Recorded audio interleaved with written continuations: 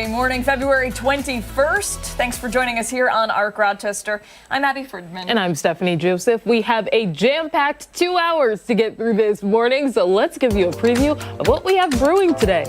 Yeah, this morning we're getting ready for the weekend, only a couple hours away. Yeah. And we'll be running through a few of the upcoming events you can take part in our area. We've got festivals, sporting events, and some must-see performances. And then later, we are learning about the extreme phobia that one woman has to what some may consider a fridge staple. That's coming up in this morning's Trending Now. All right, and then what would Friday be without the weekend buzz? Our friends Scott and Sandy will join us in studio to talk about this week's Jerk or Justified. And then after that on this morning, do you believe in aliens? Well, we are going to be getting a closer look at the upcoming Ancient Aliens live show coming to the Kodak Center next month and what you can expect to experience. Before all of that, we're going to start things out this morning by a check of this copy and paste forecast out there. Mark, we've been laughing when you've been saying that, but it really is the truth. It's just more of the same. Yeah, Christian likes rinse and repeat. Oh, he likes that version of it. But whatever it is, it just means we're living the same weather day over and over and over again. And just since last night, and this is pure powder out there. This is a really light type of snow. 10 inches in Rose. It was 7 inches in Webster, 7 inches in Sodus. And this stuff is really hard to see on radar. It has really low reflectivity. It's tough for us to pick up. 5.5 inches in Hilton, 2.9 in the city proper. Now you look at this, again, this is deceiving. Ultimate Doppler shows some of that snow off to the west of Rochester, but I'll put the satellite picture on, and you can see all this cloud cover over the lake. This is the lake effect process playing out, and certainly delivering some snow to areas east of Rochester and north of the city as well. So that radar view over here would be more representative of the activity north and east of Rochester as well. Now, the snow forecast doesn't look all that exceptional through about midday today, another inch or so for a lot of spots. But again, if you're lakeside, don't be surprised if it overproduces a little bit, especially towards Webster and areas east towards Sodus Bay. Planning forecast says plan on temps in the teens, much like the last few days. And hey, one more check here, the weekend forecast. No snow in the forecast, not as harsh, 32 for Saturday and 34 for Sunday, with clouds on the increase at that point. You're speechless. Yeah, well, trying to focus on the good stuff here. We've been seeing the forecast, all day, and I'm out of nice things to say. So one don't way to say look anything at all. I suppose. So one way to look at this: we're 2 months into winter, right? Yeah. Okay. Officially today, and the other part, we're gaining 3 minutes a day of visible day length. Today was the first day not that we saw it, that the sunrise was in the 6 o'clock hour at 6:59 this morning. So that's another thing that a lot of folks look forward to this time of the year. All right. Always love more sunshine. Yeah, got to focus on the good, Mark. Yeah. Thank you. Mm-hmm.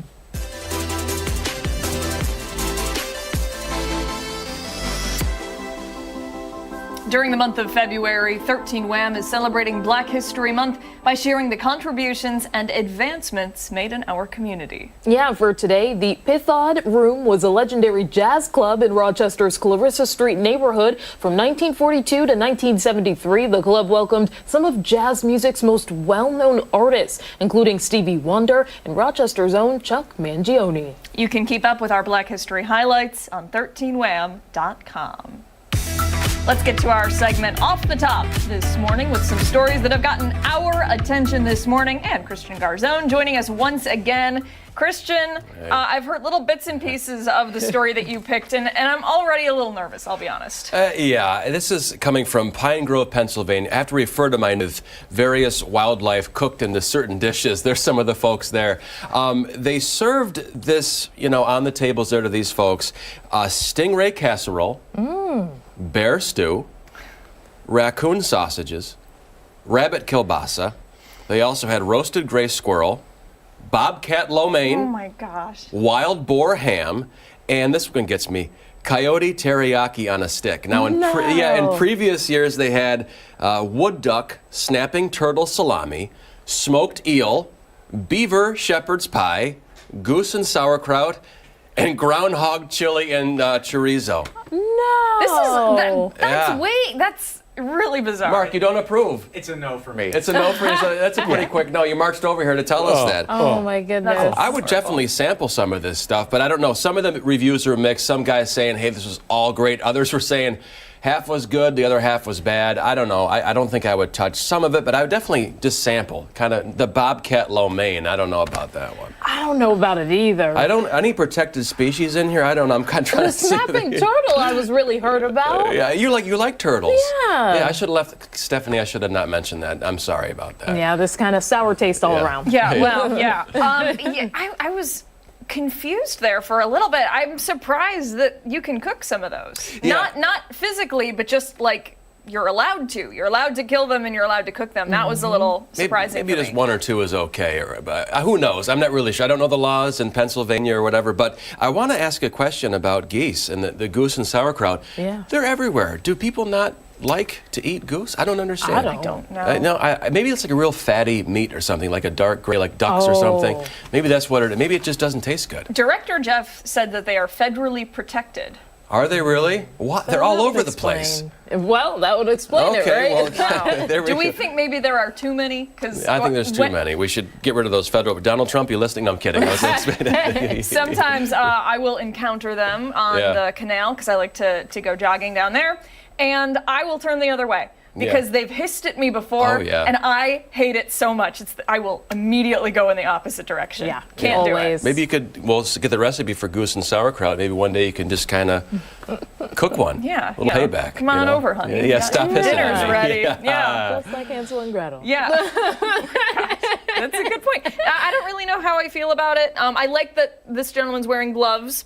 Yes. Food safety is important. That is very important. Very much And, so. presentation is everything, so. That's the bear stew. There's Mabel cooking the bear stew, I Yep. think. Yeah. Okay. Wonderful. This is certainly a choice. Some menu Yeah. ideas for you and Jim. Yeah. Okay. Good stuff. All right. My story is also an animal story because I like to do something a little upbeat on Fridays. This is a nicer story than maybe yours. I don't know. I guess it depends. So this is a Scottish Highland bull, and he is on the loose in Western Connecticut. This guy has been roaming through the hills for about a month. He escaped from his confines. And I mean, first of all, look at how stinking cute he is. He looks like a stuffed animal. This does not even look real. But he's been spotted sporadically over the past few weeks. People in the area don't really know that there is this massive search for him. They just think, oh, this is a really cute cow. It's not uncommon for animals to escape. It's not uncommon for critters like him to be wandering through the area, so people haven't been reporting the sightings. His owners, though, are very worried because they haven't been able to catch him, and the weather has been very bad. It's been below freezing every single day, and so they're getting worried about him. Now, Highland cows can survive outside. In fact, they do for the most part, but the family's still worried. A lot of the time, these cows, these bulls, are kept more like pets than anything else, and they're a little bit worried about what's going to happen to them. Some people on social media say they feel bad, they want to get him home. Others are saying this would make a great steak. Oh, no. So you can understand why they might be a little bit worried about that. And they are very docile. They're not aggressive cows, bulls at all. Animal control is asking folks not to chase him. If you see him, do not approach. Just give them a call. They will try to come take care of it. And they've gotten calls. The family just hasn't been able to get there quick enough to try to get their hands on him again. Fast mover. Mover. Yeah. Mover, yeah. They were everywhere in Vermont, which really? was just fantastic because I love them. I think that they're the best. And Adorable. they're like big fluffy dogs. Like a golden doodle. Yes, kind of like that. Well, minus the curls and swirls and twirls, but yeah.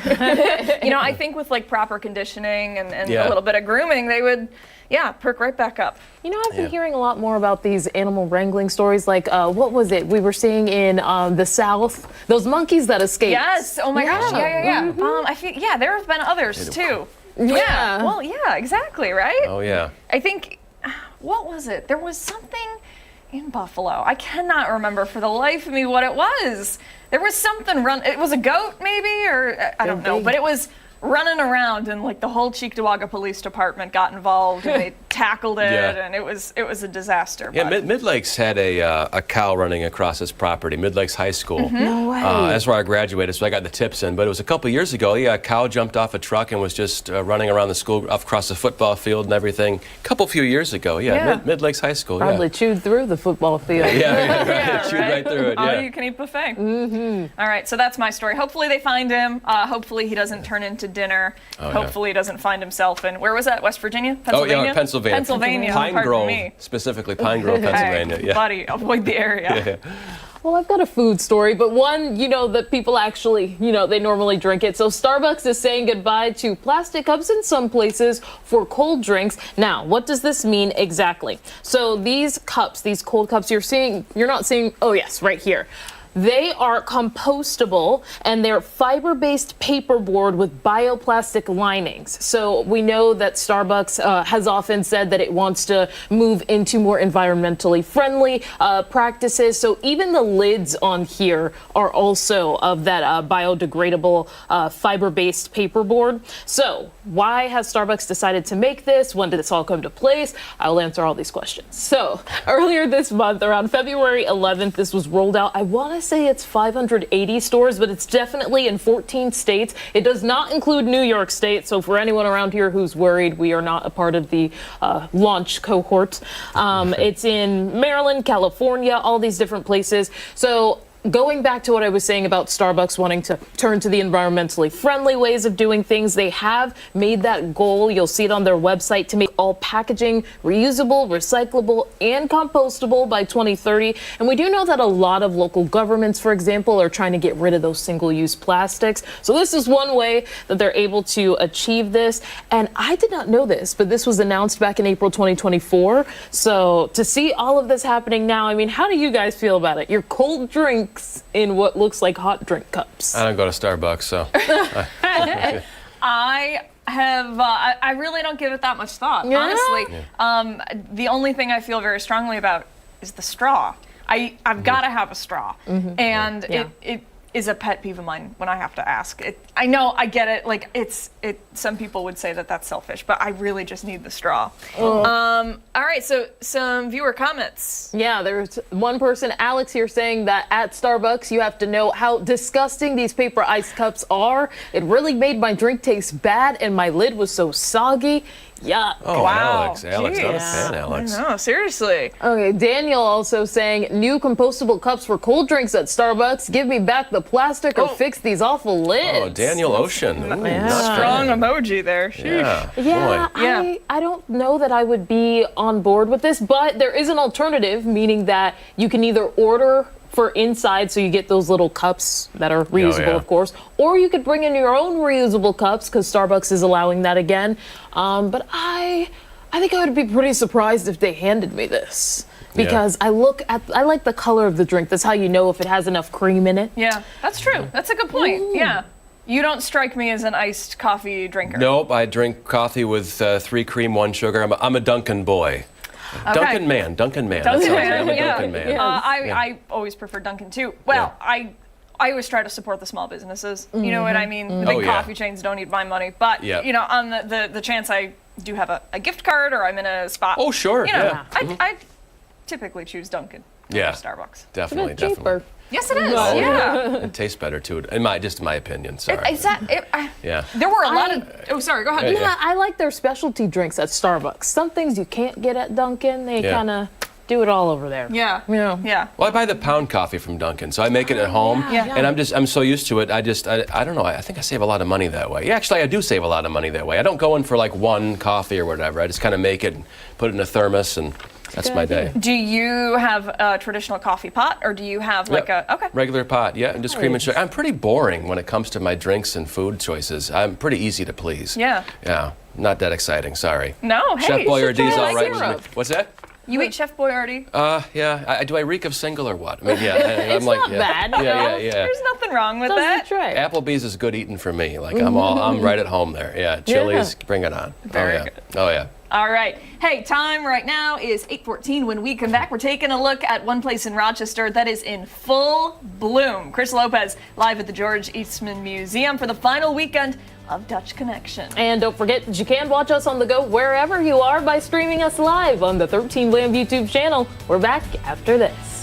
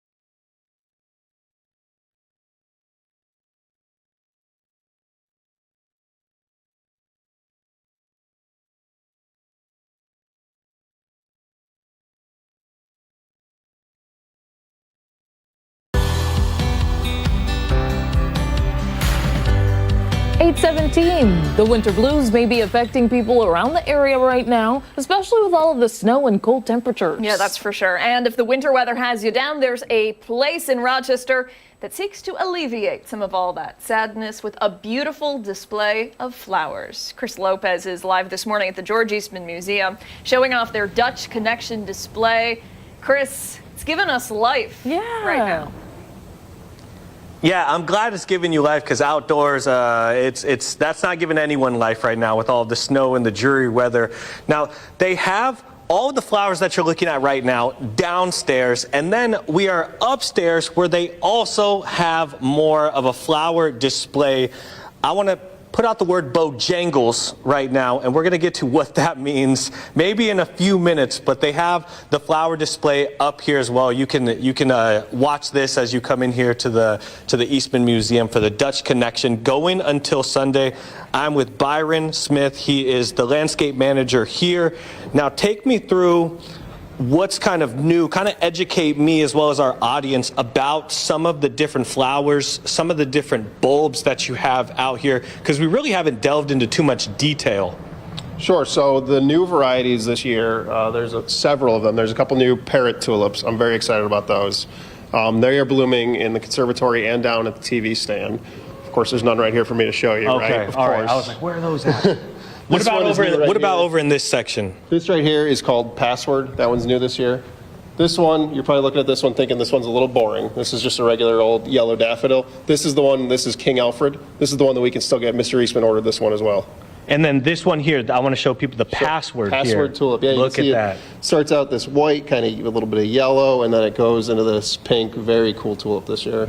And the selection process, how close are you keeping? I know some of the flowers, most of the flowers, are not the same as when Eastman, or what Eastman had. Yeah, unfortunately, we do order as much as we still can that he ordered, but the names change. I mean, it's been over 100 years, Yeah. right? So the names just change. I mean, did he have a purple tulip like this in his house? Probably. Did it have the exact same name as what we order now? Probably not. And then when it comes to that selection process, when do you start? So I've already started looking at. So you've already started for 2026. Correct. Yes. I'm walking around looking at some of the tulips and saying, hey, that one was new this year. That one worked great. Let's make sure we get that one again next year. Walking around and saying, that one didn't work so well. Let's make sure we don't order that one next year. And then I want to go, we haven't really explored this side over here, this corner area, because this is also beautiful as well.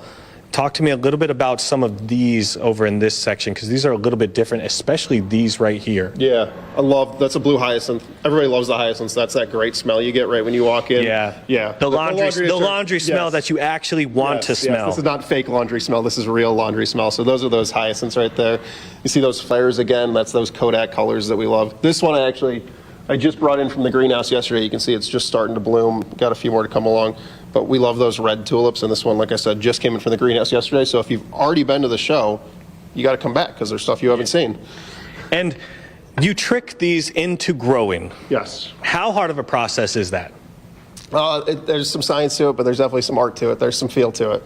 So we know that they need 8 to 12 weeks of cold, or they won't form those flower buds. And then they need 8 to 12 weeks in the greenhouse.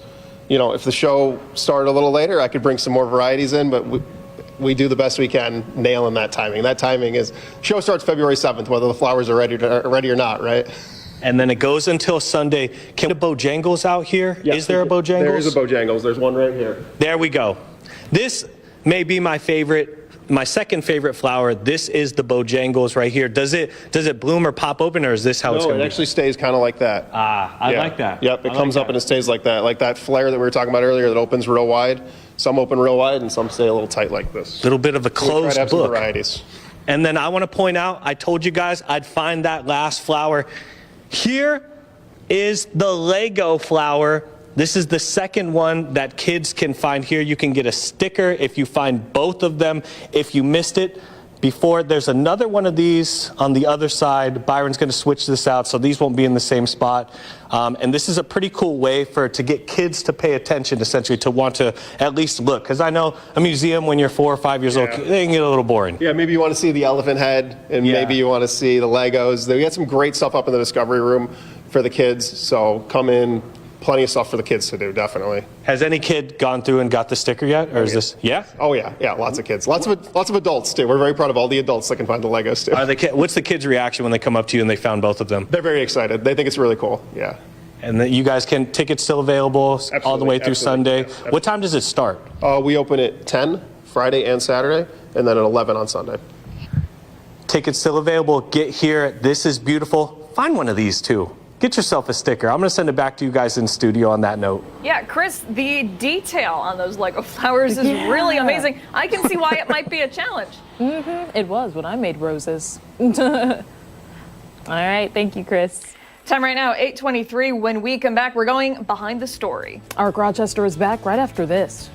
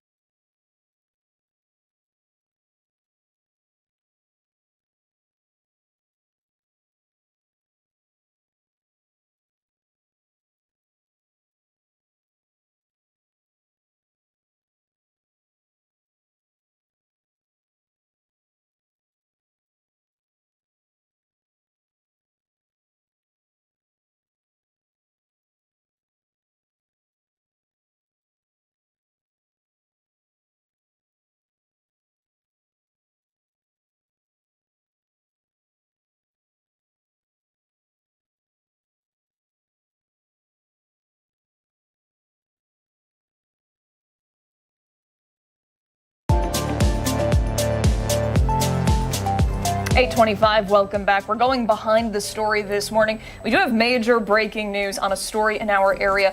2 arrests have been made in the murder of Sam Nordquist of Minnesota, found in Yates County. Yeah, our own Christian Garzone, he joins us now and has been following this story very closely. He has the latest.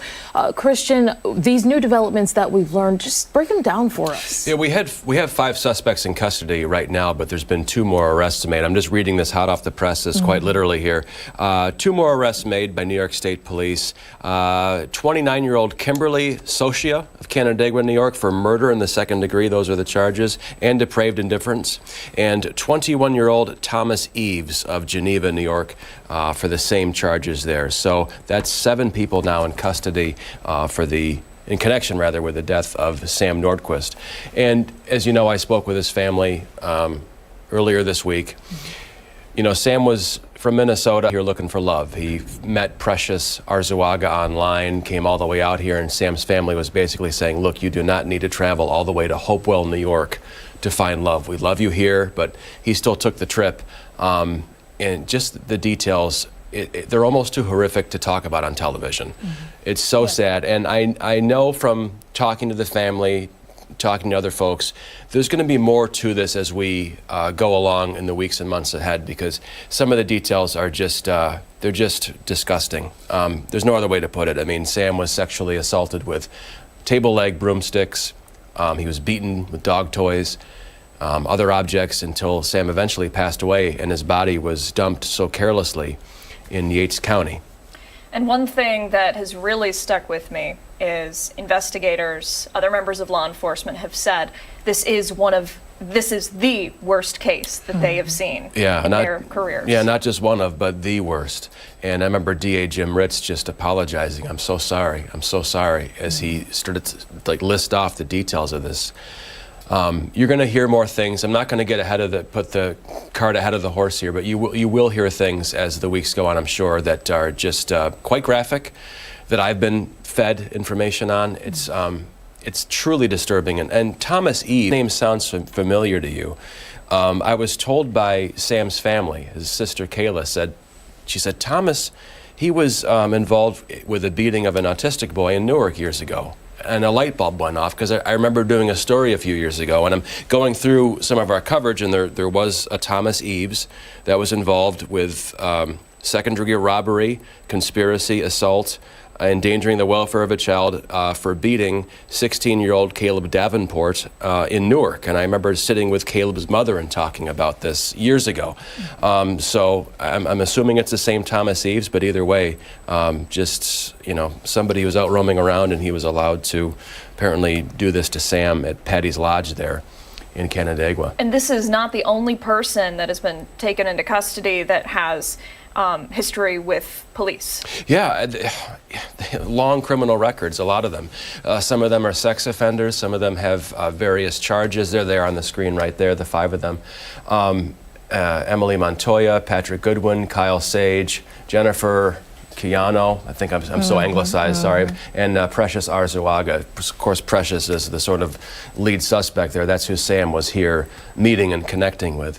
And you come all this way looking for love, and then that love is stripped from you in the most horrific way possible. And again, I just don't even want to talk about it on TV, because it's just, it's hard to talk about. And obviously there's still an investigation ongoing, but we did learn on Sunday from the district attorney in Ontario County and also state police telling us a little bit more about not the relationship, but that the 5 at least were known to Sam as well. There was one more thing that came out that was new that we had learned about hate crime charges, for example. Yeah, there's not enough evidence to suggest hate crime charges there, is what we're told. Because I believe a few of those suspects are members of the LGBTQIA+ community. And I guess there was no evidence, at least at this point, that suggested Sam was being targeted strictly for being a transgender man. But again, this investigation is still unfolding. I really suspect we should buckle our seatbelts. There's going to be a lot more coming out with this as the weeks press on. And it'll be very interesting to learn more about the relationship that these 2 new individuals had. you're thinking about what Sam went through and what I imagine was the stream of people going in and out of that, what would you even call it, an apartment? It's almost like a halfway between a motel and like rental units. Yep. You can pay by the week there at Patty's Lodge. Actually, at 17, I stayed at the Miami Motel in Canandaigua one time years ago, and I know Patty's Lodge because I'm from that area. But you can rent by the weekend. It certainly looked like people from room 22, which is where Precious's place was. People were there for the long haul. I mean, it looked like somebody actually resided there full time. So I don't really know what you would call it, but it's kind of like weekly rates. You can live there. But even walking on room 22, just by there anyways, just disturbing. You wouldn't want to set up shop there. Yeah. All right, Christian, we appreciate it. Like you said, that came just from our printer a couple minutes ago, so we're going to do some digging here, I imagine, during the commercial breaks. More information to come, and we've said that investigation still unfolding. I imagine we'll hear more from law enforcement as we make our way through the day today. Yes, ma'am. Hey, don't go anywhere. We have much more to get to here on ARC Rochester. We're back on the other side of the break.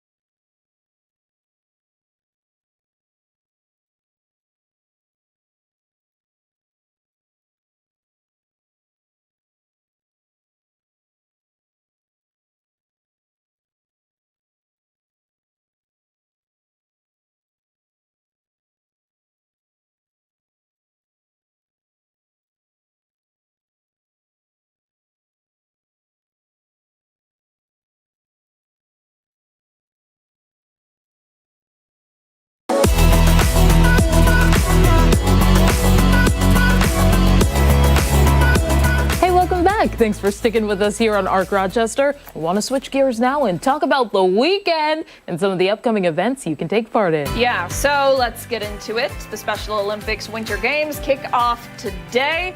Opening ceremonies happening at the Riverside Convention Center at 7 p.m. Yeah, and it will include the parade of athletes and the traditional law enforcement torch run and lighting of the cauldron. 900 athletes from across the state will be in Monroe County to compete against one another. There are 7 sports, Steph. So, alpine skiing, figure skating, floorball, gymnastics, snowboarding, and snowshoeing. Yeah, something for everybody there. The games will be hosted throughout Saturday at multiple locations, which are listed there on your screen. These events, free and open to the public, which is great. Yeah, go out and cheer everyone on. Closing ceremonies and celebrations will also take place tomorrow from 7 to 9 at the Riverside Convention Center. Yeah, and Flower City Arts Center. I guess we're switching gears now. I'm sorry. Yes. We'll get to that in a second. But gosh, so much credit to the Special Olympics. And those athletes are amazing. They really are. I was talking about it earlier, just seeing them on the skis right there. I couldn't even try. Yeah, no, it's hard for sure. All right. We'll switch gears now. Let's see. Scroll up for me, will you, please? Thank you very much. Flower City Arts Center is having their 18th annual chili cook-off this Saturday. I always want to say chai lai cook-off because I have to catch myself. But yes, chili cook-off. The event runs from 4:30 to 8 at the Flower City Arts Center. Look at that. Sample the best chili from local eateries, and best part, you get to be the judge. Whoa, that's cool. Categories include best veggie, best meat, spiciest, most unique, and best overall. Now, participating eateries include Angry Goat Pub, Jeremiah's Tavern, O'Callaghan's Pub, the Owl House, and much more. Yeah, the event will also include live music, raffles, and local vendors, and all proceeds benefit the Flower City Arts Center and their mission to educate, encourage, and inspire everyone to enjoy the visual arts, design, and media. Yeah, tickets are $40 online or $45 at the door. Yeah, love that. Yeah. Something to keep you warm during the cold winter months. You'll need it. All right, turning now to downtown Canandaigua, hosting the 9th annual Fire and Ice Winter Festival. It runs Saturday and Sunday. Look at this, from 11 to 5. Oh my gosh. Yeah, festival celebrates winter special events like this. They also have a comfort food kickoff, professional ice sculpting, horse-drawn wagon rides, and fire shows. Yeah. Which is, I imagine, what you saw that guy doing there. And they were juggling. Yeah. Oh, wow. And so this year, it will also feature live demonstrations that include snow sculpting, up-close encounters with endangered wildlife, canine demonstrations, candle making, big fan of that, glass framing, and so much more. Yeah, family-friendly event, free for everybody. And get this, it was recently ranked one of the top winter festivals in the world by Forbes magazine, just Yeah. down the road from us. Yeah, just right down. Yeah. Yeah, don't take our word for it. Take Forbes, too. Yeah, exactly. Or you know what? Swing by, let us know how it is. I'm sure we'll send a crew out there Yes. and capture some of the smiling faces. All right, if you are thinking about heading outside this weekend, Mark is tracking our forecast for us. Mark, we have snow today, but we're looking forward to a little bit of sunshine. Yeah, some good news for all the recreation this weekend, right? The forecast is shaping up pretty nicely for us. Let's check it out. Weekend weather for Saturday. It's 32 degrees, not quite as harsh as what we've experienced through the course of this week, of course, with temps in the teens and 20s, a few sunny breaks in there. And Sunday should also make it into the low to mid 30s with clouds on the increase, mainly snow-free weather. But obviously that's not the picture today. We still have to get through today, picking up some lake effect snow lakeside. And a lot of this is not showing up on the radar. The reason for that, the radar just shoots over the top of the snow that's in the atmosphere. It has very low reflectivity, the beam too high in the atmosphere. So you bet some of these areas where I just put the blue arrows in off to the east of Rochester, they're getting some snow as well. So on our futurecast, that snow will fade this afternoon. Overnight tonight, mostly cloudy. And again, you just saw the weekend forecast. We'll squeeze in a little bit of sunshine at times. I don't want to over-advertise the sunshine part of it for Saturday, but that potential obviously is there. And in terms of this weather alert that expires at 10 a.m., I think it's just another trace to possibly an inch of snow in most spots as we work our way through the morning. And the extended forecast, if you're kind of sick of the winter weather, we do get back to the 40s next week, Monday, Tuesday, just plain rain in the forecast at that point, colder by the end of the week. So the weekend forecast looking pretty good for any outdoor recreation. Yeah, and we do have quite a bit of it, Quite a like bit, we just yep. said. All right, Mark, thanks so Yep. much. All right, stick around. We have so much more to get to here on ARC Rochester, including when we come back, Chris Lopez is giving us a look at how you can enjoy a more spring-like weekend. And don't forget, take us on the go wherever you are. Stream us live right now on the 13 Wham YouTube channel. ARC Rochester returns after this.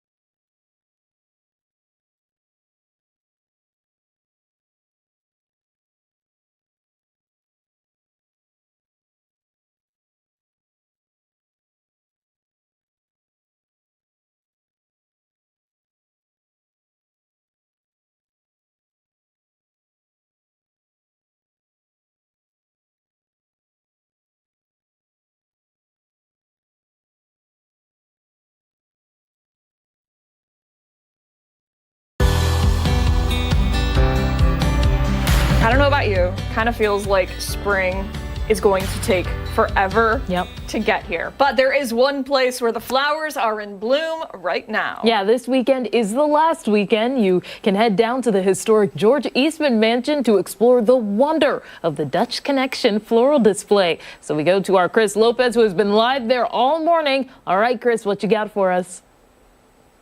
Hey, good morning, guys. Yeah, so you have a few days left today, Saturday and Sunday, to get your tickets to come in here and view some of the beautiful flowers that we've been looking at. Now, it's snowing outside, and you may be thinking nothing absolutely beautiful can grow in terms of that weather. Looking at that, nothing. Look, everything's dead pretty much. But these things right here, what are these called? Because I want to call them hellflowers for some reason, but that is not what they're called at all. They are called hellebores. So you're close. And these can grow or do grow underneath snow. Yeah, these grow great. I've heard from people who have them at home. I have not been out to check the ones that we have here at the Eastman Museum, that they are blooming right now under the snow, and they're deer resistant. So everybody's always looking for deer resistant flowers. These are it. So anyone at home that wants, what are these again? I want to call them hellflowers. No. Hellebore. Hellebore. Yeah. Well, and are they easy to take care of? They're very easy to take care of. They're great plants, yeah. And then moving from the hellebores over to something with a little bit more color. These are beautiful, but they come off as like an off-white, a little bit of purple. Over into this section here. Now this is what people are going to walk down before they get to the main display. What are some things that people gravitate towards, or do you get any feedback where they're like, bring this back? I know it's not up to them, it's up to you, but if they're like, bring something back next year. People love the paper white daffodils. That's what's all along the back there. Those small white flowers. That's that smell. That's why they're down here. When you walk down the hallway and you get that unbelievable smell of spring, that's the paper white daffodils right there. And you said, did Eastman used to have these? Yes. Yep. Yeah, absolutely. Mr. Eastman had those. That was the, up until 2021, we could still get the variety that he ordered. We can't get them anymore, unfortunately. How many different varieties are people going to see roughly, would you say, when they come here? About 40. 40 different varieties? Yeah, there's about 25 different tulips, 10 different daffodils, 10 different hyacinths, and about 8 or 9 different amaryllis. So.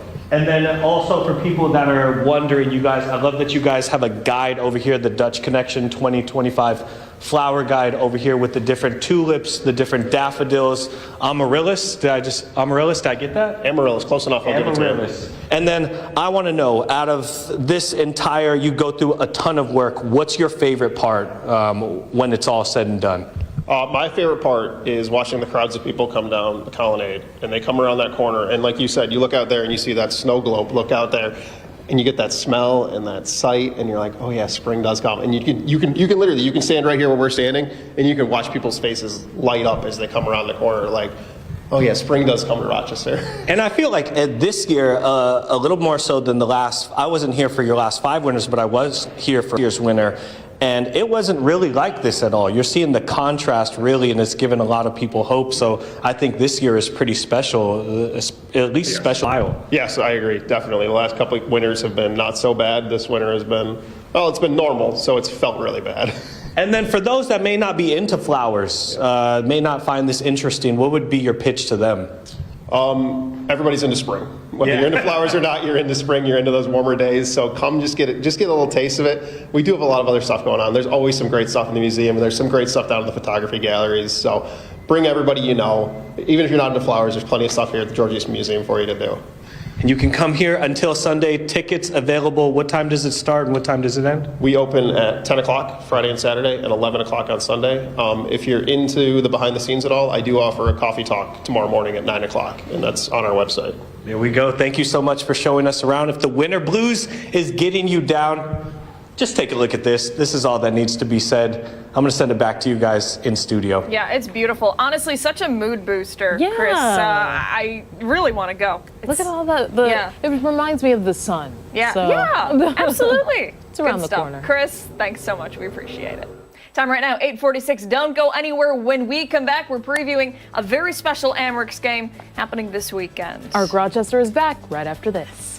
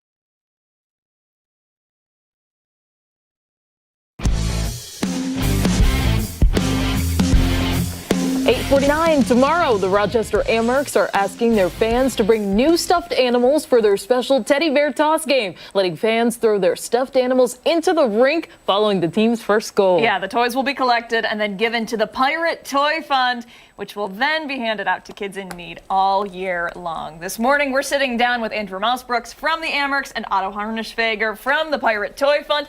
Two of our favorites. Come on, you guys. Thanks for being here. Oh, it's our pleasure, yeah. Two of Rochester's institutions, right? The Pirate Toy Fund and the Amherst. A great combination, for sure.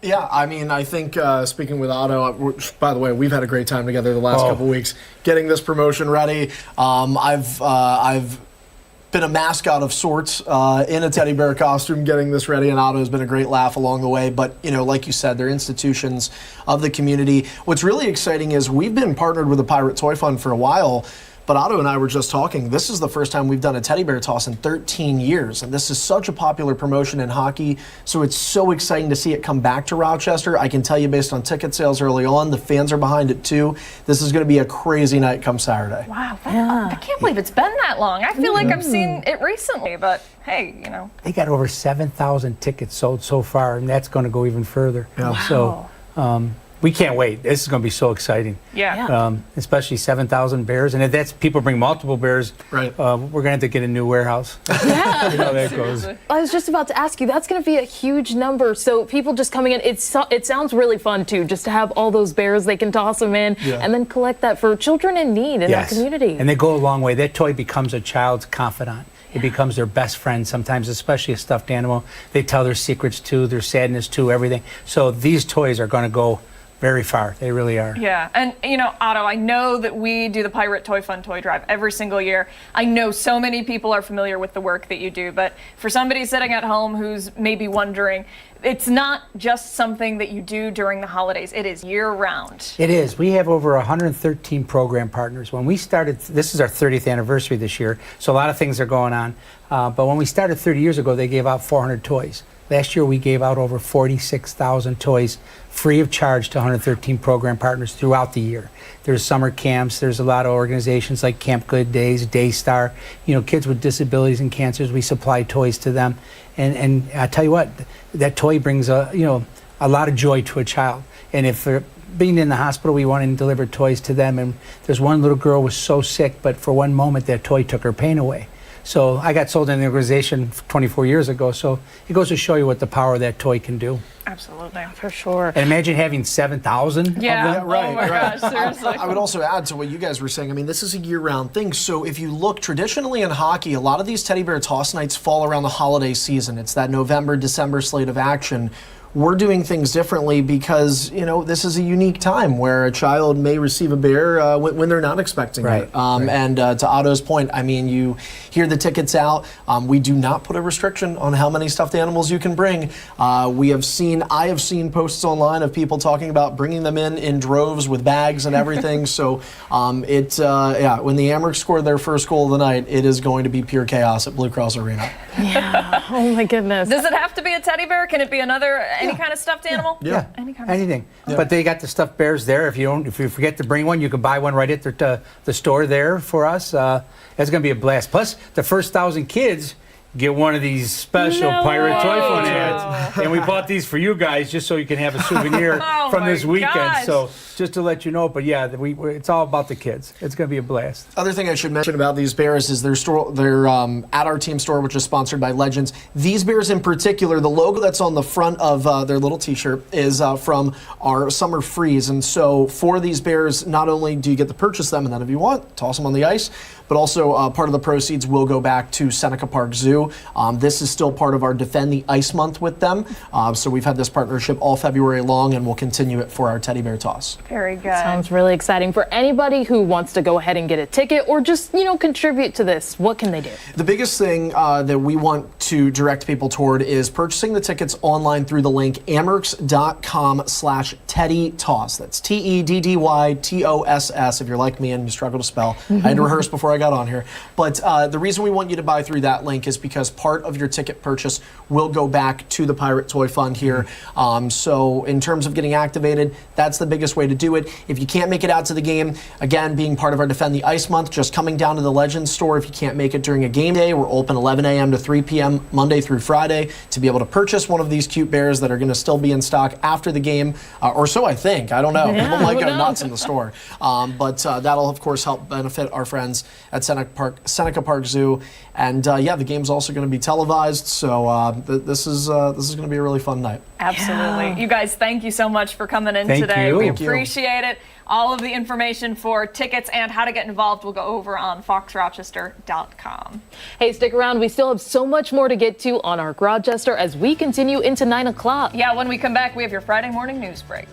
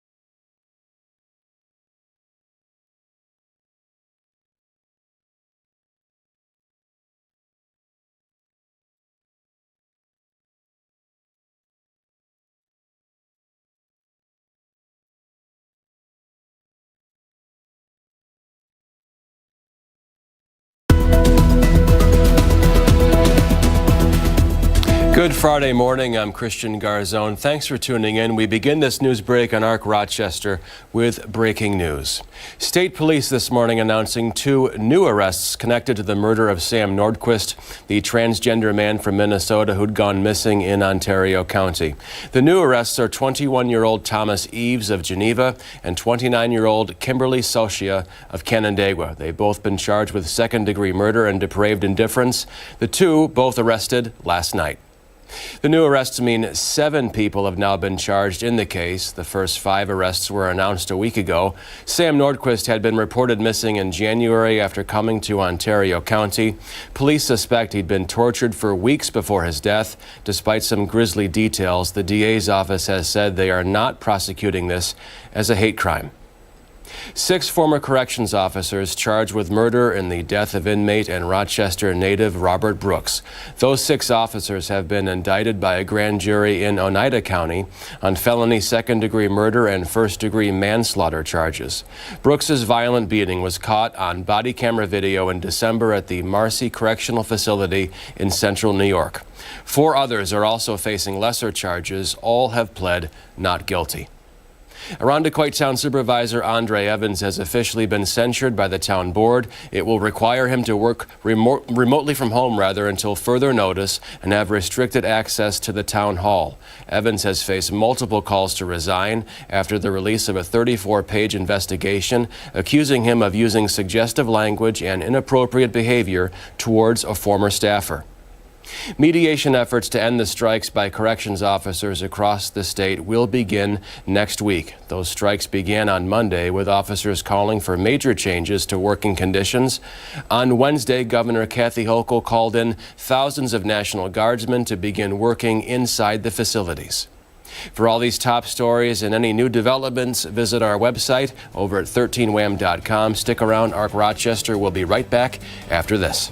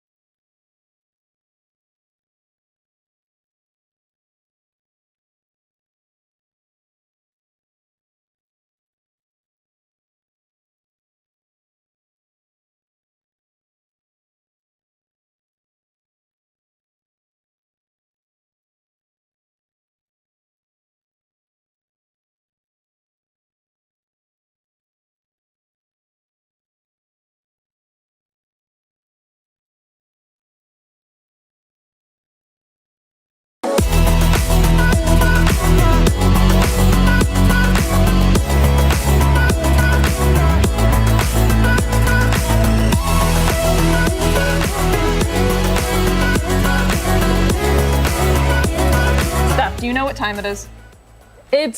Yes. It's 9:01. It's 9 o'clock, which means we have 1 hour left of Ark Rochester. Thanks for joining us on this Friday, February 21st. We've had a great 4 hours. We have another great hour to look forward to this morning. I'm Abby Fridman. That is Stephanie Joseph. Hello. Thank you so much for joining us. I don't know why I thought it was a trick question. No, I'm sorry. You know, I could have said something and I could have set you up better for that. So my apologies.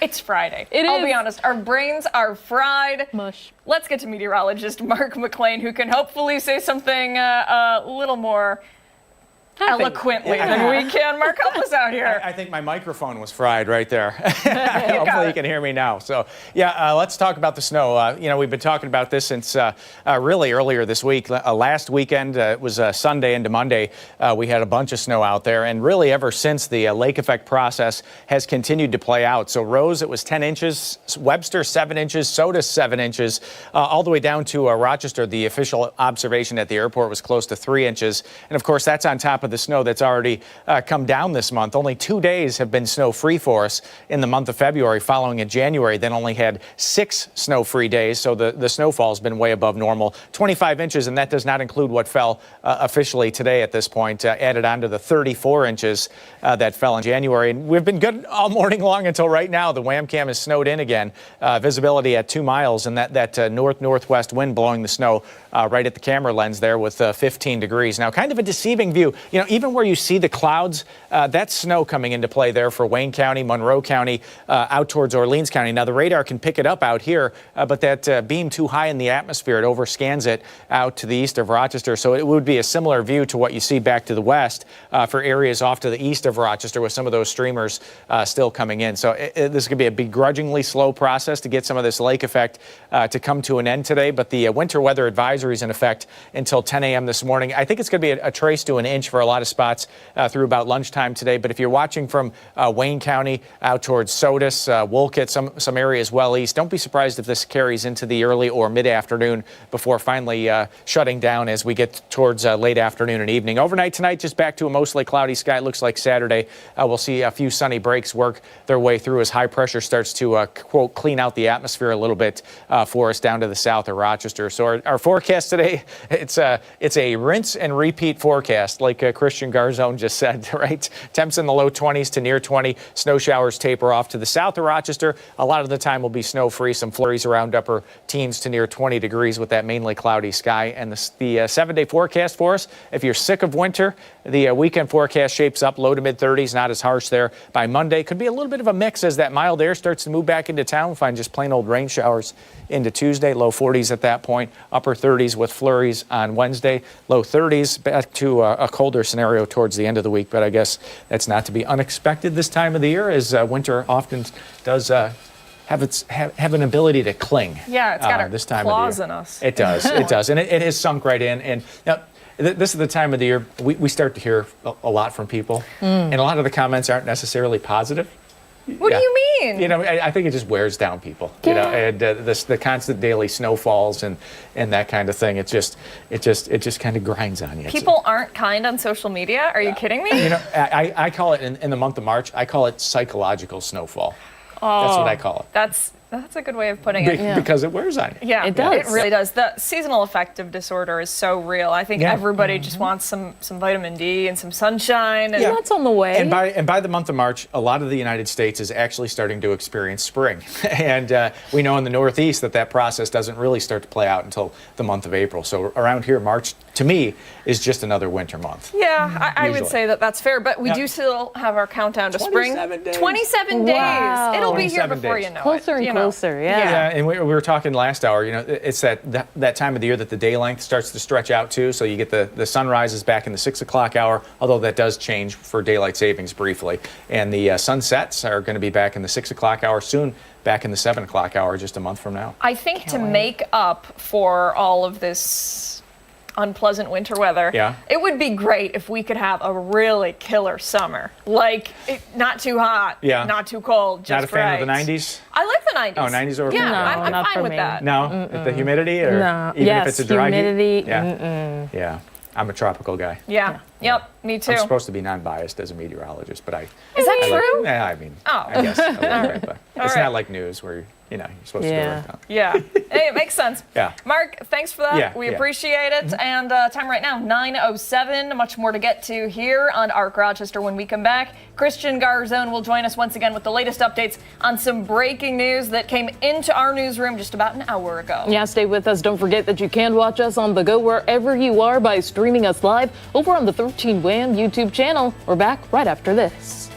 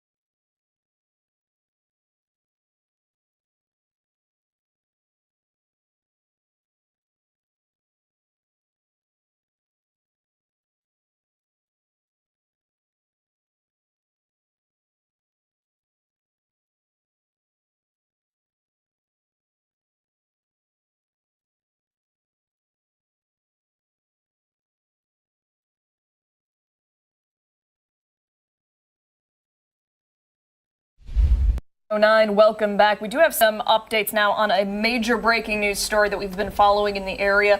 2 new arrests have been made in the murder of Sam Nordquist of Minnesota. He was found in Yates County. Yeah, our own Christian Garzone joins us now, and he's been following this story closely since really the onset, first speaking to authorities when they told us about the initial 5 that had been arrested. Now that number is 7. Yeah, Sam Nordquist was a transgender man who went missing a number of months ago in Ontario County, and his body was found in a field in Yates County.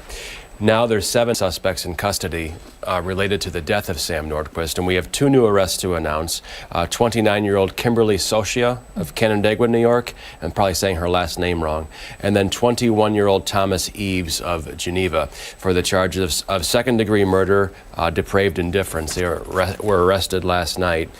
So again, 7 suspects now in custody in connection for the death of Sam Nordquist. And yeah, question? No, this is exactly a week since we learned about the 5 others who were arrested. Yeah, correct. Yeah, correct. It'll be very interesting to see the relationship that these 2 had with the other 5 and how that all relates back to Sam. We know he came here looking for love. At least that's what police and Sam's family have told us, allegedly with Precious Arzagua. Yeah, Precious. And she's sort of, I don't want to call her the ringleader, but she's sort of at the top of the heap here.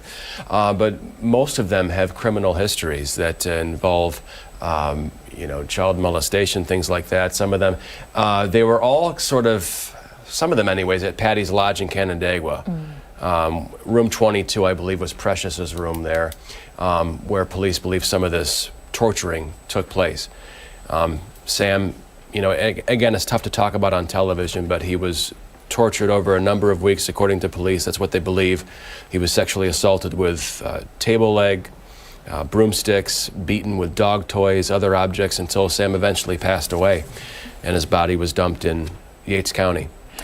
And I think that this kind of goes into the charges, at least that we've seen of the 5, in terms of second-degree murder with depraved indifference as well. These other 2 suspects that were recently arrested also facing charges as well, if you want to... Yeah, same charges there. Second-degree murder, depraved indifference. The Ontario County District Attorney Jim Ritz said this is the worst case he's ever seen. And that's saying a lot. And when you start to read through the details, it's just so disgusting. What these 5 are accused of doing, all sort of working together to torture Sam, allegedly torture Sam, and then dump his body in Yates County. And the family, talking to the family, you sort of see the stages of grief taking place as they sort of light up talking about Sam with great memories, and then they come crashing down because, that love he was looking for out here was taken from him in such an awful way, the most horrendous way you can possibly think of. Yeah. It's just disgusting. Yeah, and community members in Ontario County, elsewhere, have really tried to wrap their arms around the family. We've seen a number of vigils, and I know you were able to go to one. What was it like to just be there and see not only reaction from the family, but people in the community? Yeah, that's one thing that Sam's sister Kayla told me is her feelings of anger and aggression and disappointment are strictly with the 5, well, now the 7 suspects in custody. She had a lot of warm things to say about the people of Canandaigua, Phelps, Hopewell, Geneva, who are holding these vigils for Sam. At last count, I think I was told there was 25 to 30 that were planned. Some have already taken place. There's still some yet to come. And this investigation is nowhere near over. I've got people who have fed me details that aren't official yet, but there'll be more stuff to come out with this that is truly disturbing, some of this stuff. Absolutely. One thing that we talked about yesterday, I believe, is the fact that hate crime charges have not been pursued in this case. Yeah, they can't find enough evidence to say specifically there's hate crime charges here. And what I'm hearing is within those 7 suspects, some are members of the LGBTQIA+ community, as was Sam. And there was nothing that they found yet anyways that believes them to feel they targeted Sam specifically for being a transgender man. But again, investigation is still playing out. It can feel glacial at times, but it's very methodical. They got to get it right. So it's going to take some weeks and maybe months to get the full story out, but we'll get there. I can't imagine what that family is going through. You see it firsthand. Again, the stages of grief. You know, you're so happy thinking about Sam, and then you break down in tears. It's just so awful to pass away this way. Absolutely. Yeah. When it comes to Patty's, where we think that Precious was staying and many of them were also visiting frequently, you were at that lodge. You got to see some of the conditions there. What was it like? Yeah.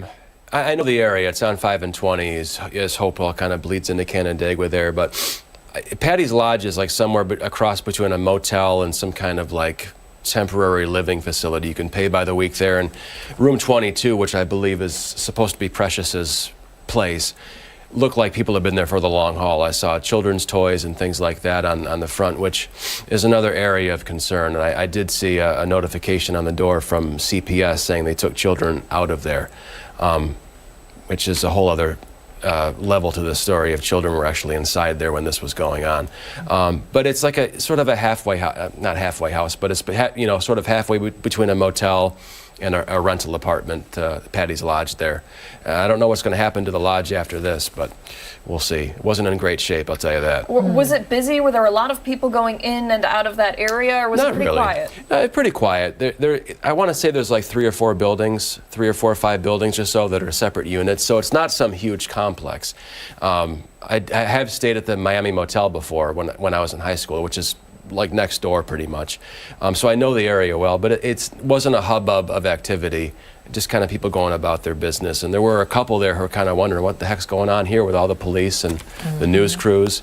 But I'm curious about the future of Patty's Lodge, but that's really the least concern here and the totem pole of the story.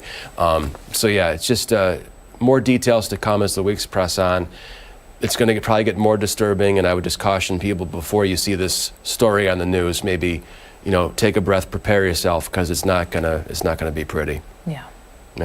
Christian, thanks for the update. We appreciate it. Thank you, ladies. Much more will come with these 2 new individuals taken into custody. Hopefully we'll get an update today from law enforcement. We'll keep you posted. 13wham.com.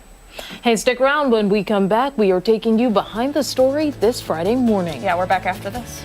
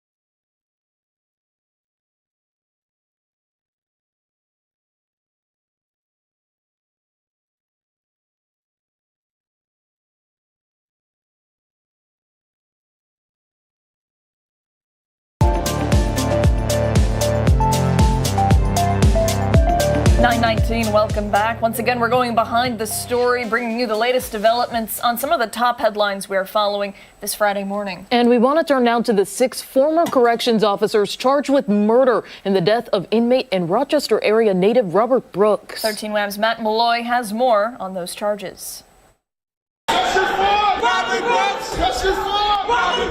Outside a Utica courtroom calls for justice. Inside, 9 officers facing a judge charged in the death of Robert Brooks.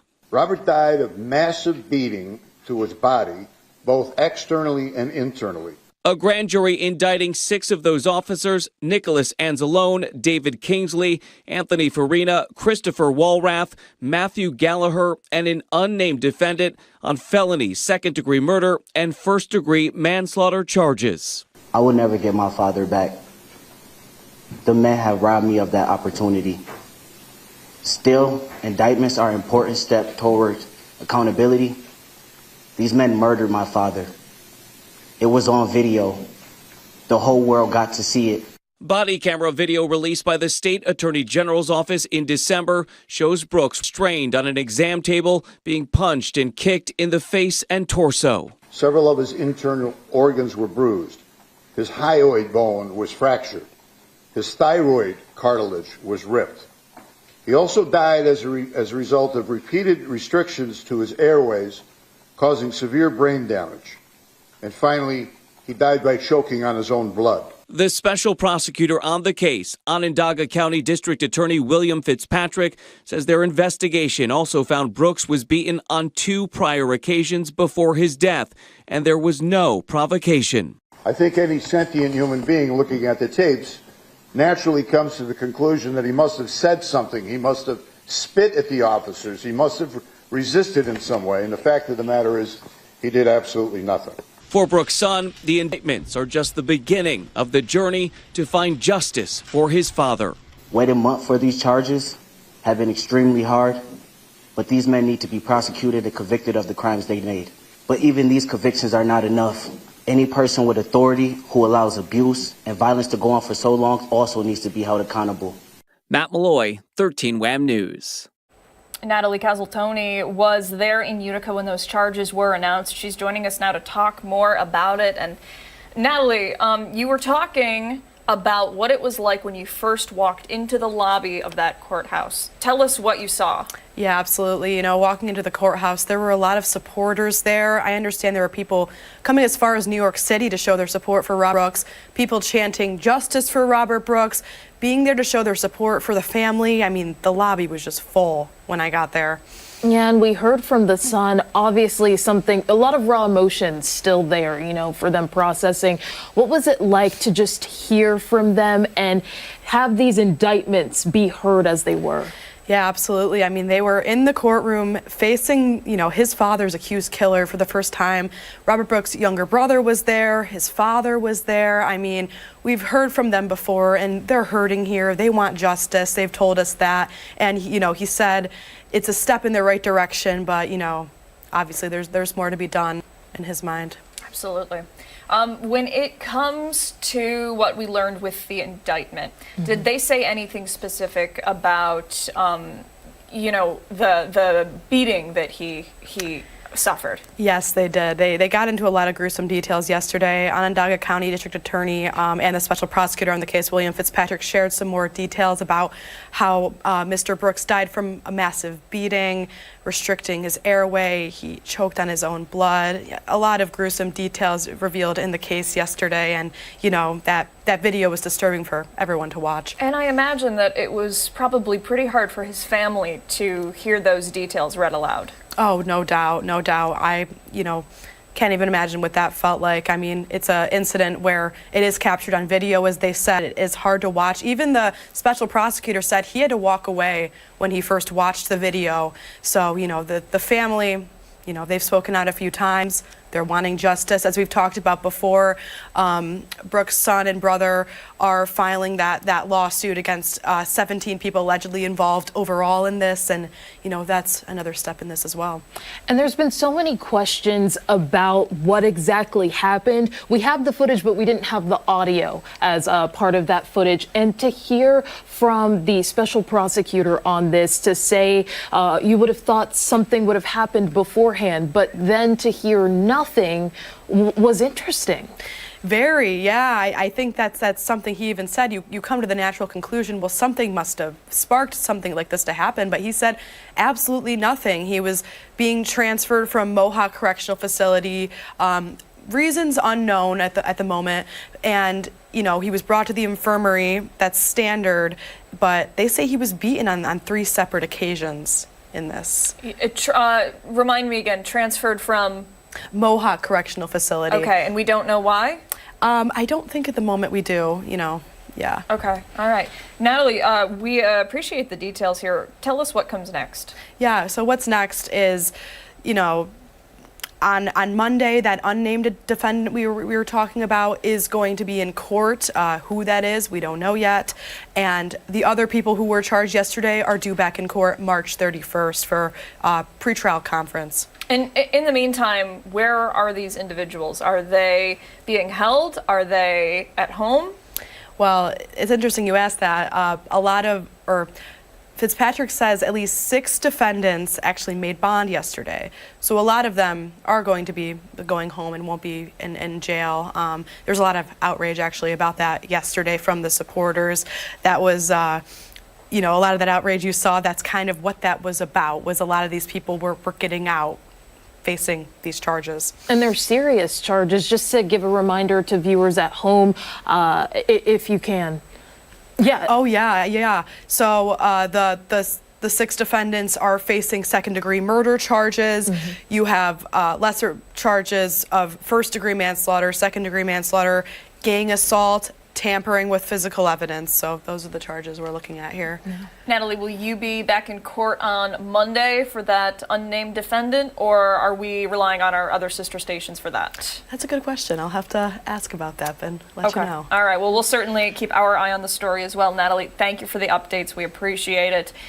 Story, of course, will continue to follow for you. Check updates, 13wham.com, and always on air here at 13 Wham. Yeah, don't go anywhere. We have so much more to get to here on ARC Rochester. We're back right after this.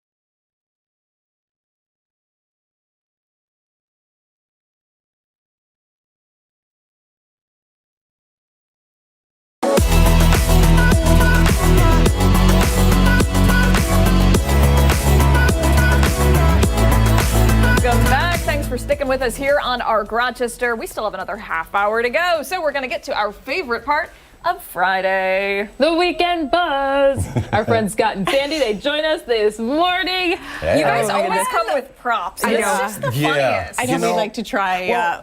Well, it's the fact that we're on the radio and nobody can ever see what we're doing. We like to use props when we're not, We get excited. Right? We're like, oh my gosh, they can see us. Radio's fine if you're ugly. And here we are. Oh my God. Speak for yourself, Scott. My goodness. So we got lots to do this morning. Yeah. Okay, so before we get to the First Try Friday, which is the reason for all this, we have to do our Jerk or Justify, deciding the moral compass in Rochester like we do every morning at 7:20. Right. Now, we got a message on our Odyssey app from this listener, and it's what her coworker does on the Zoom calls. Okay, roll the bean footage. Yeah. So I've got this one coworker, and probably like half the time that we have these company-wide Zoom calls, she sleeps through the majority of it. When you talk about company-wide, what are we talking? Are we talking 4 people or are we talking 100? It's a pretty small company. It's about a dozen people. Wait, so there's only 12 of you? And she's falling asleep? I feel bad because, I don't know, she is a single mom, and she has more than one job, so, I have sympathy for her, but does that really give her a pass? No. Yes. Yes, no. So, but who hasn't been on a video conference call, Zoom call, whatever, where you start to doze off? Okay. Oh, yes, 100%. Oh, yeah. What? Yeah, I had to do college Zoom, so there would be some Zooms where I'm sitting there and I'm like, why are we spending the full 2 hours on this thing? We don't need to do it. Yeah. Oh my gosh. So many people called in and said, oh yeah, I've done it. In person. There were people, it was hysterical, you guys. We had so much fun. There were so many people to call up and confess that in person meetings, they would fall asleep. What?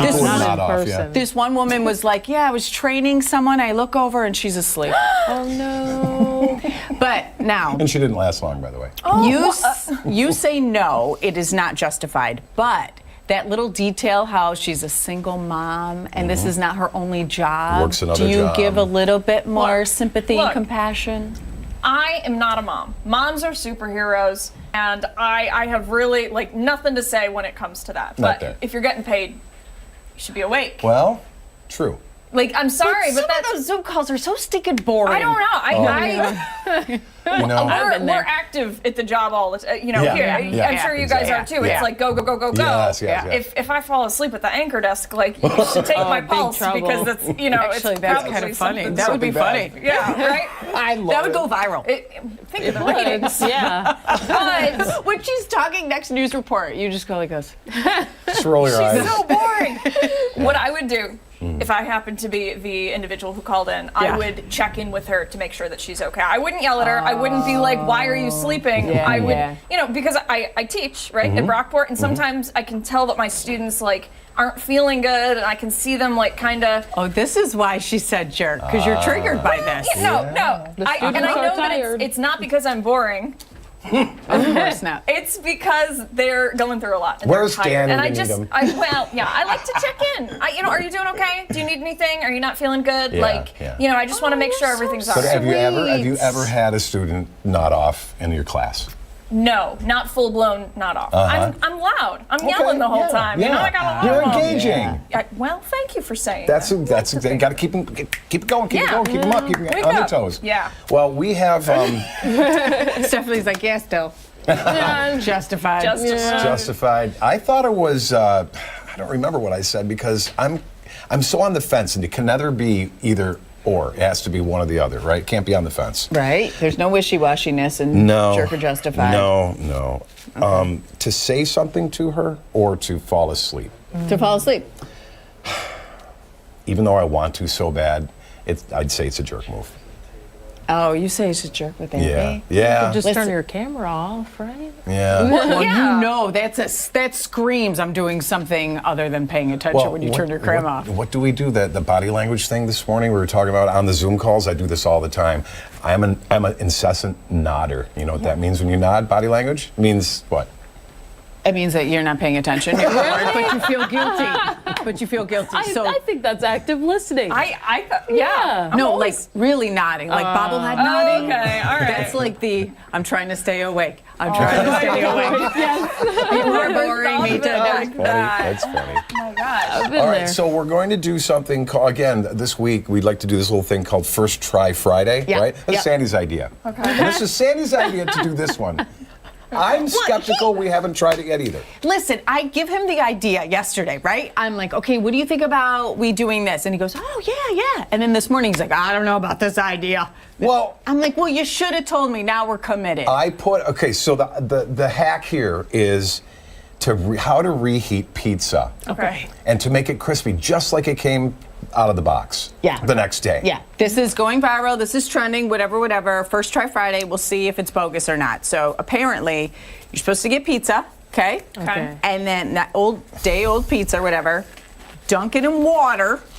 You dip it in water. Yep. And then you put it in either an air fryer or a microwave. Okay. And I fought her on that. I'm like, no, microwave, no, but air fryer, yeah, but I don't think we can do this. That's what the lady said on TikTok. Okay, well, so yeah, we'll everybody. see. Okay.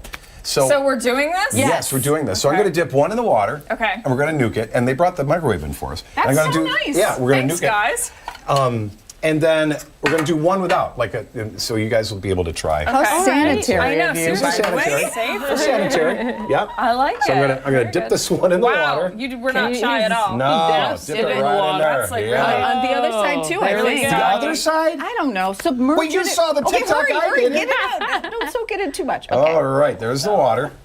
Okay. And then here's the regular one. We'll put on this one.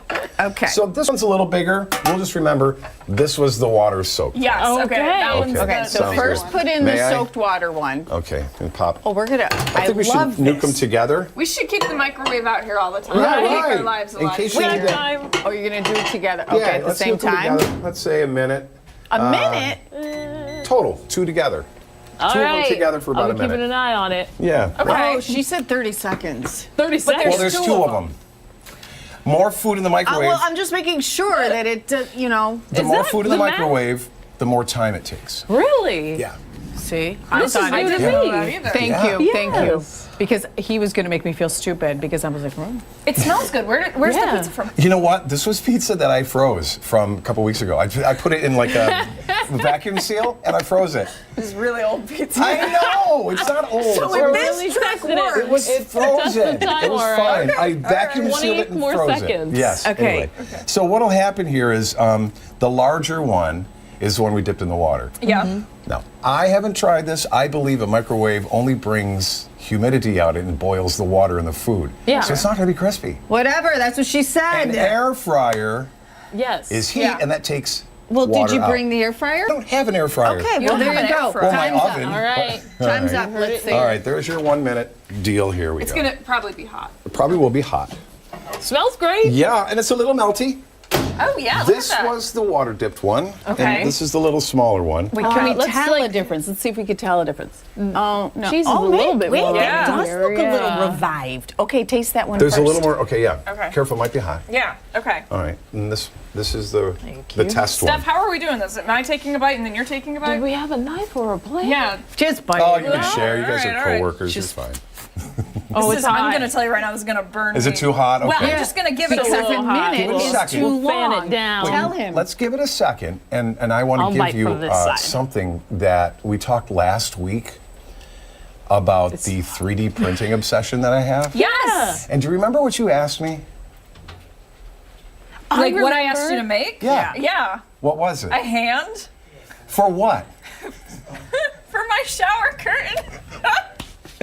A hand? No Excuse me. way. I'll set my Actually, second. like it's Oh, you got there. it right here. Oh my Stop goodness. it. No way. Stop it. Gert is the name of my 3D Gert. printer. Oh my God. It is named after a good friend from my childhood who used to work here at 13 Lamb, Gertrude Houston. You never my met gosh, her. okay. But she was a legend here. Everybody who works here knows Gert. So Gert, the 3D printer, has made you this. Oh my So gosh. take a peek. I coordinated with Dan on this, and you are Are you kidding me? you are totally. Go ahead, pull it out. My gosh. It's 2 pieces. This is the greatest This thing is I've ever great. seen. Oh, That that is is amazing. amazing. And it comes with a base, Yeah, too. so you can attach it to your wall of your shower curtain. You have to glue it together because you want to screw it onto the wall. Show a picture. Oh my gosh, this is the greatest Someone thing. zoom in on Thank this. you It really so looks much. good. This is Isn't that fun? amazing. Isn't Oh, that Now fun? that's the best response he's gotten yet with his 3D printing this is obsession. so cool. Scott, Yes. thank you You're so welcome. much. She's gonna Pop try. it, pop I it am on. gonna- Yeah, see? Look at it's going to hold your shower It's curtain going to hold back. my shower curtain back. It is And not my hand, by the way. Whose It's not my hand hand. is it? Whose hand is it? I don't know. It If just you- I found oh, it. I it's- just found it. If you ever This- feel lonely, hold the Hold the hand. hand. We Yeah. are being told that we have This to is wrap. amazing. You guys have to Okay. wrap. All right, You're try going to the- take a bite. Take a Try bite. the pizza, Okay. and you I can did wrap. bite it. Okay. And That it's one- good? Well, that was just the normal It was one, okay. right? Was it gooey? No. Okay. It wasn't crispy? Does it taste like fresh Whoa. pizza? Mm-hmm. Was it crispy? No difference? It's Tastes like pretty pizza? wet. It's pretty soft. It's wet? I'm not See, gonna lie. I knew it wouldn't work. It's really wet. I'm sure it tastes just like this Oh, one. wow. Not bad. It's pizza. It does taste like pizza. Yeah. It's just Okay. very damp. So when you Like Costco when you see pizza. that hack show up on your social algorithm, Don't use it, or use an air fryer, right? Oh my gosh. Okay, you guys, we gotta go. Ashley's yelling at us. Okay, over sorry. here. Thank you so much. And thank you for the hands, too. When we come back, a lot more to get to, including an upcoming show that is out of this world. Literally, we're back after this. This is so cool.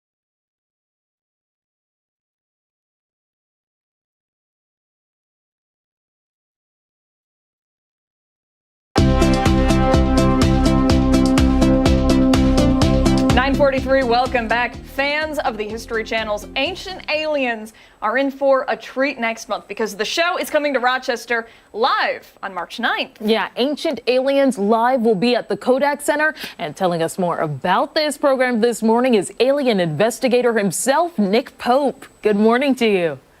Good morning. Okay, where do I even start? I feel like we've been hearing about aliens for as long as I can remember. How do you even go and put this together? Well, for people that watch Ancient Aliens, it's really a kind of tour around the world looking at all sorts of ancient mysteries from Stonehenge through to the pyramids, but also trying to link that with the modern UFO mystery, all the talk about it that we've had recently in Congress. And we're going to put that all together and try and give people a show which is informative but also fun. It seems informative. It also seems fun. I want to talk about the show in a second, but first I've got to know, when you were a kid, did you decide I want to be an alien investigator when I grow up? Or was that just kind of a happy accident along the way?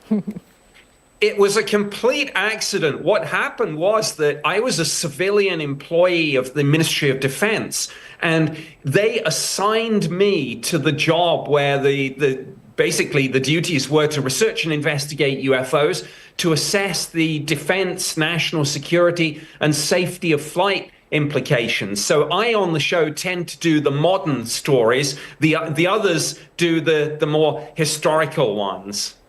And you were kind of talking about it already, but we've heard a lot of conversations about UAPs, for example, the language around them kind of changing in Congress. What was it like for you to sort of hear that there's still modern conversations going on about the existence and presence of aliens? Well, it really brought it home to me that this is an issue that, firstly, politicians and the military and the intelligence community recognize raises serious defense, national security, and safety of flight issues. But also, it really brings it home that this is a subject that people care about passionately, because frankly, there could be no bigger and more profound question than, are we being visited or not by extraterrestrials? I mean, that would just be amazing and completely game-changing for society. What would you say to somebody who is a firm believer that aliens do not exist? Come to the show, and we'll try and convince you. Not in an aggressive way. We're just going to lay out some really intriguing mysteries about the way in which some of these ancient monuments were put together, alignment with the stars, alignment with each other. And we're also going to talk about what's going on in Congress with some of these whistleblowers coming forward. But at the end of the day, we're not going to kind of police what people think about that. People are entitled to their own views, and if they come away skeptical, that's entirely up to them. I'm really curious about some of the findings, whether that's going to be at the show or just in general that you found. Was there any physical evidence or just like the celestial things? What did you find? Well, one of the really interesting things is how much mathematical knowledge is encoded into things like the Great Pyramid. And also the way, and you mentioned, alignments, the way that these monuments line up, not only with certain very specific constellations in the sky, but also with each other all around the world in straight lines, which is kind of fascinating. But we also keep the show absolutely up to date, and we keep adding things when new revelations happen. And of course, recently we've had more hearings in Congress about this. We've had the creation of the task force on the declassification of federal secrets, and we're going to be talking about that too, I'm sure. Exciting stuff. Nick, thank you so much for joining us this morning. Ancient Aliens live at the Kodak Center March 9th. We'll post all the ticketing information over on foxrochester.com. We appreciate the time today. Thank you, sir. And stick around. When we come back, we are learning more about an upcoming blood drive that's supporting a great cause. We're back after this.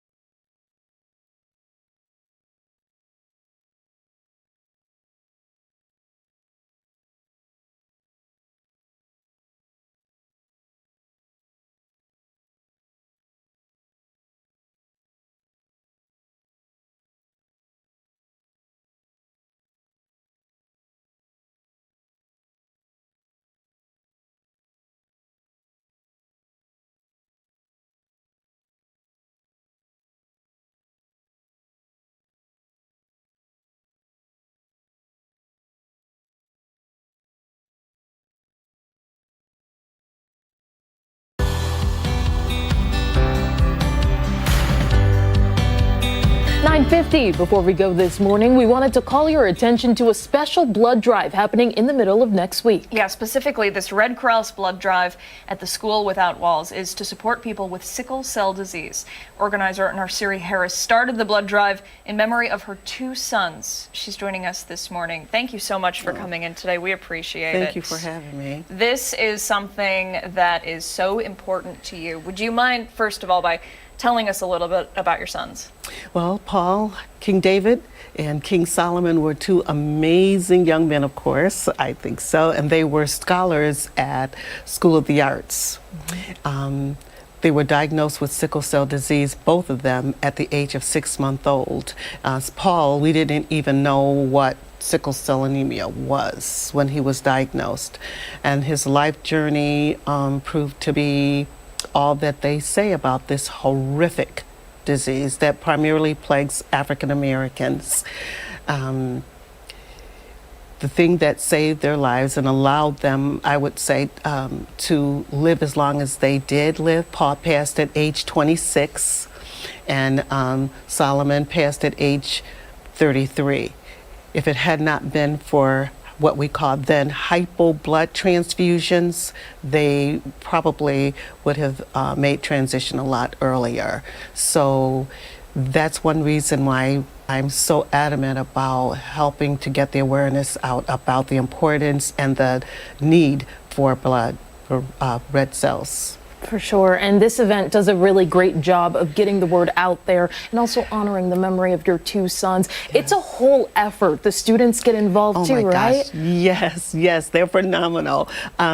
They took a liking to the opportunity to be involved in such a great and rewarding experience of getting people to come in to be donators of blood. But then they started making their own little crafts, and Susan, she created each year a commemorative T-shirt, and that explains and has an expression of art, which is also a memory of my sons because they were both very, very immersed in the arts.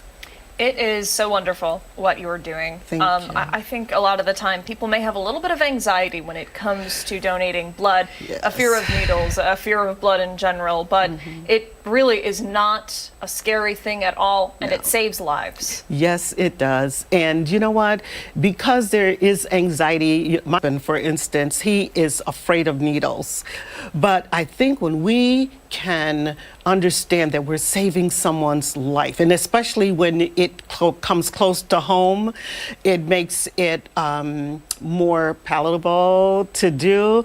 And because we're doing this at the time of Black History Month as well, with great sponsors, Rochester, the Greater Rochester Health Foundation, and the School Without Walls PTO. Parents, we have students and parents who know about this disease. So what is one way to get people involved? It's to feed them. Yes. So we have another person that comes in and makes an awesome meal with an African American focus and kind of a side to it. So we try to create a relaxing atmosphere as well, so that people don't feel so anxious. That anxiety level, we hope to kind of push that down for them so that they can feel more comfortable about it. Sure. And the American Red Cross is phenomenal. The technicians that come in and to set you up for the blood, they make you feel comfortable too, and helping you to understand that it's not as bad and the poke is not as bad as you may anticipate. And then we again have all these distractions, positive ones, to hopefully bring down that level of anxiety. Yeah, quick, painless for the most part, and really doing so much good in our area. Literally saving lives. It's not figuratively. Your blood, your donations literally save lives. Thank you so much for coming in today. Thank you for having me. Thank you for all that you're doing. We'll post all of the blood drive information over on FoxRochester.com. Thank you so much. Thank you. Right now, 9:55. Yeah, stick around. When we come back, it's this morning's Final Thoughts. We're back after this.